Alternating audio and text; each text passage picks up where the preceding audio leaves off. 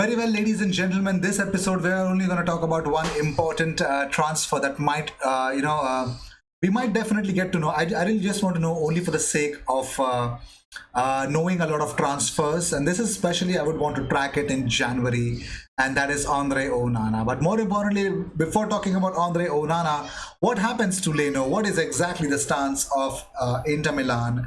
Well, apparently it could be a bigger stumbling block for Arsenal to offload Bernd Leno. Although, of course, I'm pretty much sure that Edu Gaspar will definitely try to find a club for Bernd Leno if he does not find it fit to offer Leno a new contract. But why would Leno would want to stay at Arsenal to be number two?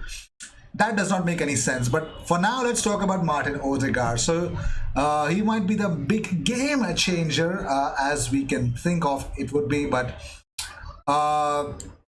Let's talk about Mikel Arteta, what he has to say about Martin Odegaard. He says, I think he can decide football matches and big football matches, and he did that last year. Taking the ball in moments where others probably refuse to, but as well with his attitude, his rhythm, and the way he presses and puts people under pressure. Of course, I'm pretty much sure Mikel Arteta can wax a big lyrical about Martin Odegaard, but let's talk about some other aspects of Arsenal's gameplay. Well, Mikel Arteta was asked about Granit Xhaka, whether he's going to be back. He says he came back and he was fine because he really looks after himself.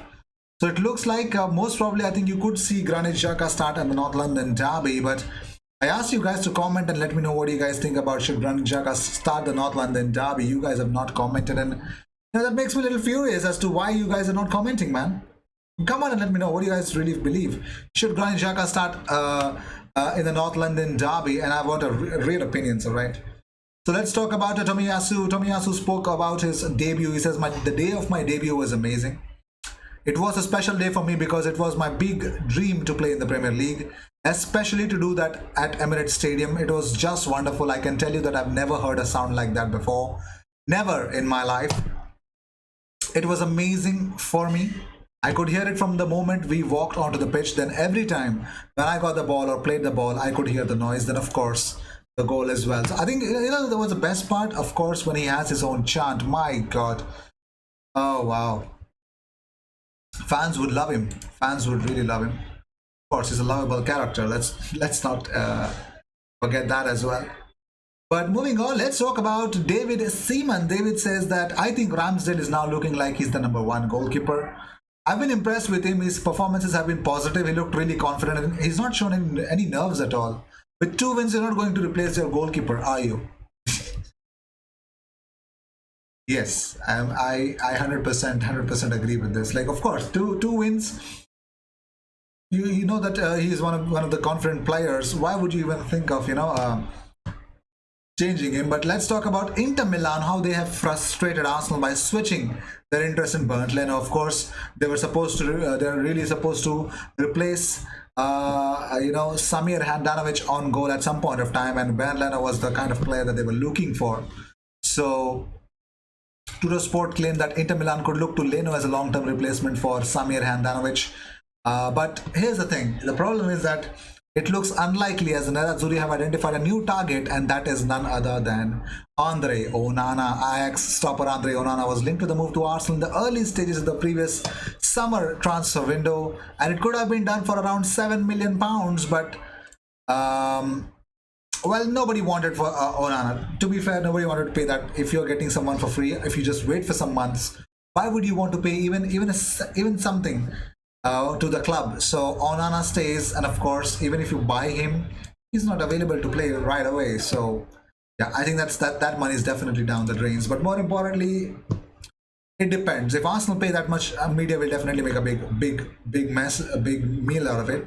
But if it's Manchester United, no way. That is like the best deal in transfer history. So for now, I'm pretty much sure the Onana thing is definitely let's move on. Like, there's no Onana at Arsenal right now. So let's talk about Anthony Martial. Arsenal and Manchester United fans have responded to Anthony Martial going to Arsenal or Tottenham, whatever. So with the signing of Cristiano Ronaldo, it looks like lots of changes that must happen at Old Trafford. So here's what certain Manchester United fans or and Arsenal fans have reacted to it. So let's talk about Arsenal fans.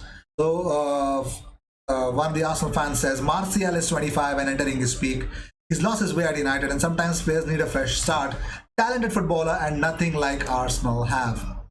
Another one says, if Arsenal sell Lacazette, I would like them to go and get Martial. 45 million is good business. 45 million for Martial is good business. Okay. Another one says, remember how badly Arsene Wenger wanted Martial before he joined Man U?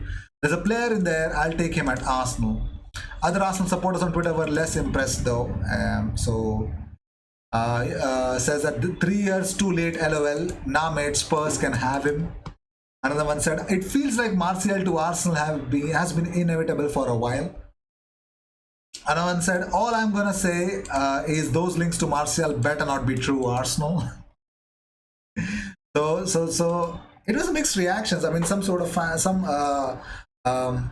fans really wanted Anthony Martial to come to Arsenal because they still believe that he's an exciting prospect at 25 years of age. I'm pretty much sure he's not grown as a footballer at all the way he should have, when he bursted onto the scene. But even to call him bursted onto the scene, yeah, I have my doubts with that. So let's talk about Jamie Carragher. He agrees with Arsenal boss Mikel Arteta on one key aspect at the North London derby. Carragher has agreed that Mikel Arteta that more is at stake ahead of this weekend's North London derby. So here's what he actually. It's not just 3 points; it's something more. So writing his column for Telegraph, the Sky Sport pundit said that what is at stake is something more important to their fans: hope and trust. Nothing builds or erodes like that, like a derby win or defeat.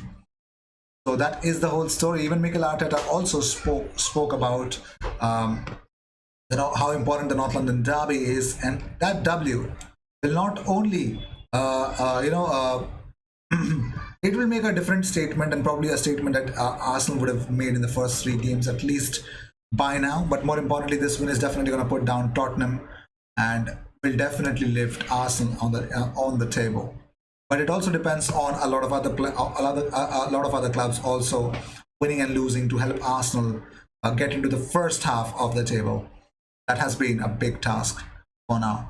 But let's talk about Mikel Arteta has been told to attack 2 Tottenham players that could definitely be useful for Mikel Arteta as a tactic. Alan Smith has instructed Mikel Arteta to target Emerson Royal and Christian Romero as he aims to claim victory in the North London derby. Talking to Sky Sports, Alan Smith says, it's going to be interesting to see Arsenal's attack against Tottenham's defense. Given those creative players, and if Arsenal can get Pierre-Emerick Aubameyang moving and making good runs and playing with confidence, Tottenham have got a couple of new boys in Emerson Royal and Christian Romero, and that might be an area that Arsenal can exploit, perhaps down the left flank. Just like Spurs, that's the strength for Arsenal. The creative players they've got energy, ideas, real talent there. So it could be Romero, Emerson. Well, let's see what Arsenal will target. That's the bigger question. And hopefully Arsenal get all the 3 points. But let's talk about West Ham, because it could be that staying at London could actually tempt and give a potential destination for Alex Lacazette. Emilio Galantini has come up with a report that as per 90 minutes, West Ham could sign Alex Lacazette with a player looking likely to leave in the coming months. Now, one thing is pretty much clear, that if West Ham want to sign him, West Ham don't generally pay a good amount of salary. So if Lacazette is looking for a downgrade in terms of salary, I don't get it. But going to West Ham right now, I think I'm pretty much sure Alex Lacazette would want to go to a club that is actually playing Champions League football. Not only that, I think at least they're in a very good, decent position to actually try to win the Champions League or probably win bigger trophies. And West Ham are on course of getting Champions League football. Probably they're really high flying to a lot of games that you would expect Arsenal to lose in the Premier League. So it's a very exciting team, but I'm pretty much sure Alex Lacazette should not actually, where he is at his career, I'm pretty much sure he would look at a club that is consistently winning. But let's talk about Edwin van der Sar's truth over contract. So let's talk about what he had to say. Well, Onana opened up about the situation at Ajax and attempts to get a new contract. So Edwin van der Sar and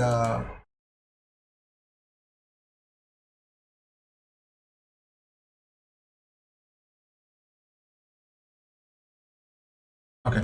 So Peter Bosch, Onana could go next. He opened up. He actually Onana could not go to Olympic Lyon. They were supposed to buy him, but Peter Bosch actually could not find an agreement.